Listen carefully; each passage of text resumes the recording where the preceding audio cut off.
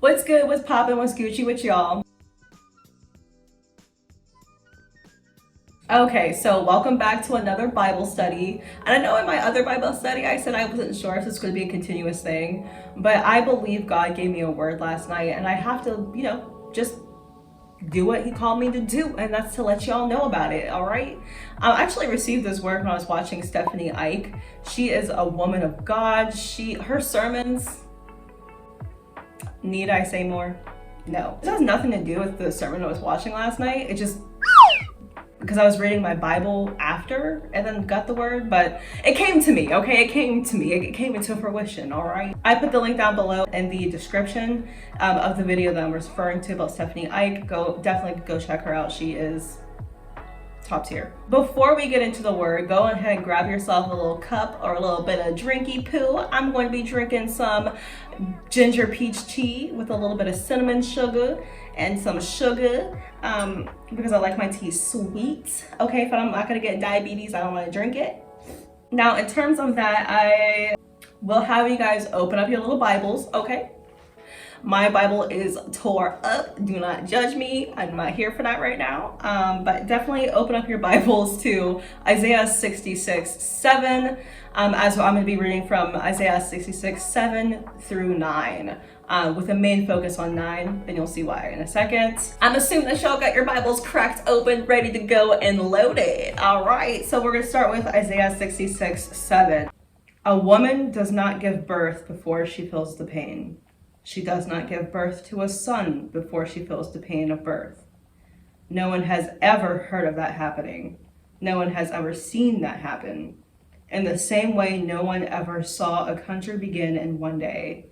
No one has ever heard of a new nation beginning in one day, but Jerusalem will give birth to her children.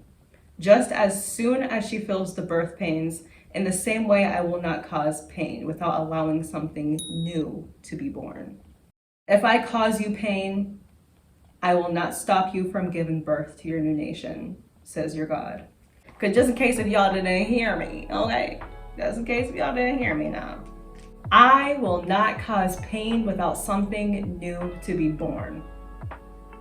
Let that sink in. Now, I don't know who needs to hear this, but sometimes we need to go through a whole rebirth. That could start off looking like a pruning season, which a pruning season is pretty much just cutting away the dead ends, cutting away the things that are holding you back, cutting off the worldly means that are that's not gonna push you closer to God. If anything, pushing you further away from God. In Luke 9:23, he did say, if you want to follow him, if you want to follow God, you will have to die to yourself daily. And by doing, you actually live. Which means you must die from your own selfish plans or your own selfishness or your own, basically saying that you ain't the main character in your life, okay? You ain't the one driving the bus, all right? God's driving the bus, you in the passenger seat. Okay, because your life is not your own. You're literally here for God's purpose, and that's huge. Of course, you can build relationships and have your own life of your own, but have a life walking with God and talking about God and allowing God to use you as a vessel to bring people to him, and you being the light in the room. That's what that really means for me, especially with this. So the pruning season is the starting season of rebirth for me. That's how I'm picturing it and how I'm seeing it. So of course, on one hand, you have, just cutting away all the dead ends. This is where you're leaving everything worldly in the past. And I mean everything. When you start doing the pruning season and reevaluating your life and what needs to go and what needs to come, either you are saved and trying to get closer to God, or you're not saved yet. And if you're not saved yet, highly encourage you to sit in a quiet room with a Bible and just talk to God, pray for forgiveness, and be honest about all the sins that you've done. He knows them, but it's a different type of release. It's a different type of relief too that you get when you are honest with God, because sometimes when you hold things back, you're not going to see the full picture. You're not going to get the full thing that you need, even if God knows everything you've done, because he does. Trust and believe, but he's waiting for you to be honest with him. Be humble, tell all, ask for forgiveness, go get baptized if you haven't been saved. And if you already are saved, you can still do the same thing, because just because you're saved doesn't mean that you stay in that lane pure all the time. Things happen. We're out here in the world, you know, so and sometimes getting baptized again is the next step, or even doing the same steps in the quiet room, telling God that you're sorry, tell him everything you've done. He knows, but he's waiting for you to admit. Then tell him you're sorry, ask for guidance, go get baptized. That is starting fresh. The pruning season looks different for everybody, so I can only say so much.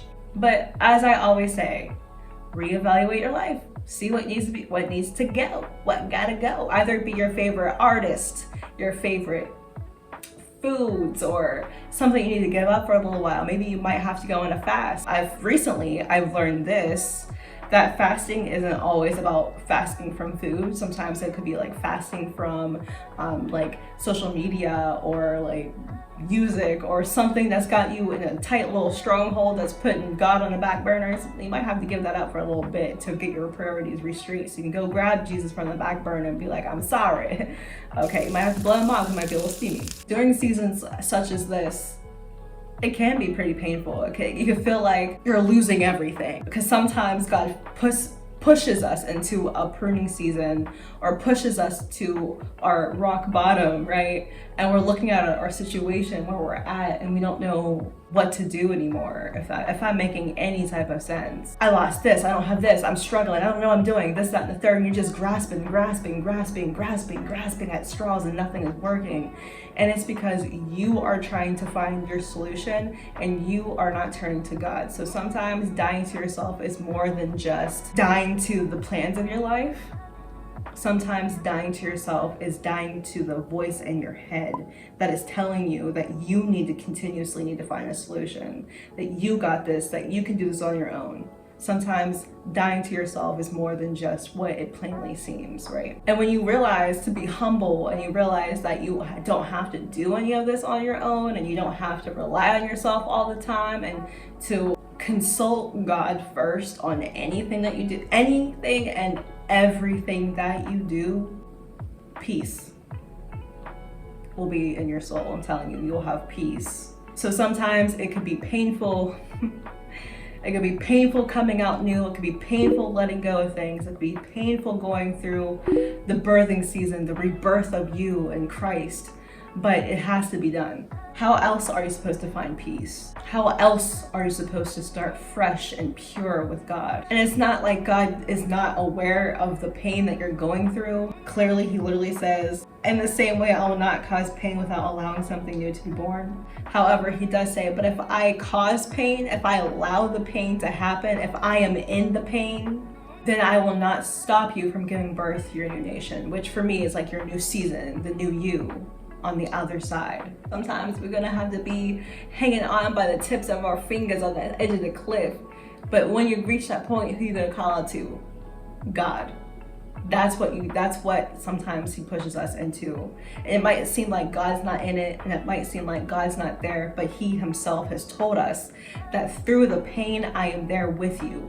Through the pain, I'm watching you. Just don't forget that I'm here. And at the end of it, just like Israel, rejoice.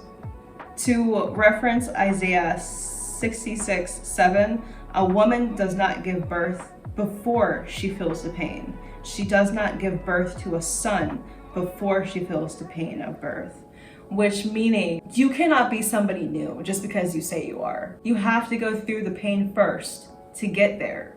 You have to let go of things first to get there. You have to go through the rebirthing season to get there. If that makes sense. You have to go through the rebirthing, pruning season to get there. And for me, I feel like pruning is the start of your rebirth. Because once you're reborn, once you are fresh, comes the growing pains. Though those are next, and growing pains are a little bit different than the birthing pains, okay? Whew.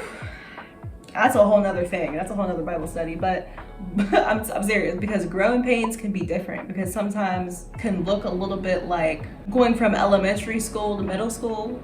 Okay, if that makes sense.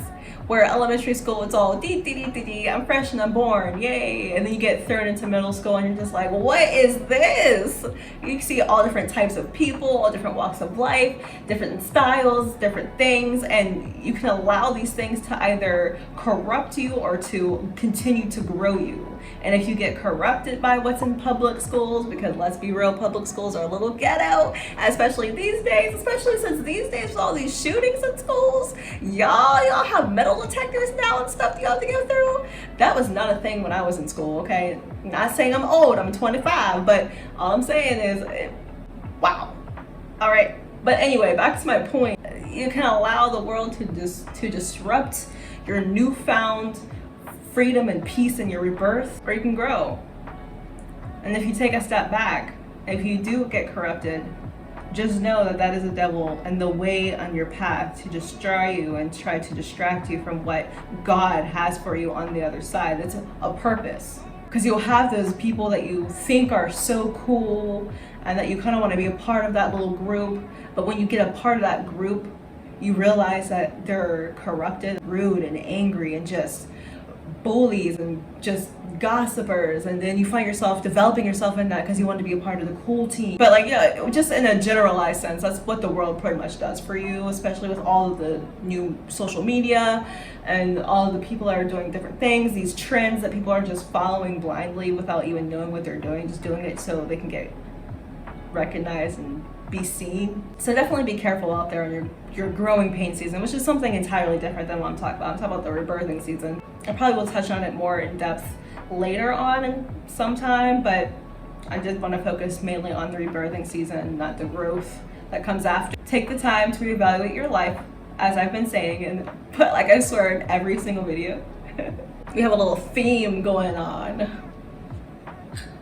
I don't know what God wants me to know, but let me know your thoughts and opinions. Let me know if you're going through a pruning season and or a rebirthing season, and let me know, just let the world know, because you never know who you might help in the process. Somebody might be silently watching videos, just trying to see like what next steps they need to take or whatever, and is doing their own little online research. And the comment section definitely does help. Sometimes the comment section also gives more fruit to the word. Does that make sense? Yeah, I mean, honestly, that's pretty much it for me. I have to go join Wednesday night Bible study for myself with the Potter's House via live stream. So you'll be seeing us tomorrow, but either whatever day that you're watching this, have a blessed day. Peace, love, and hair grease.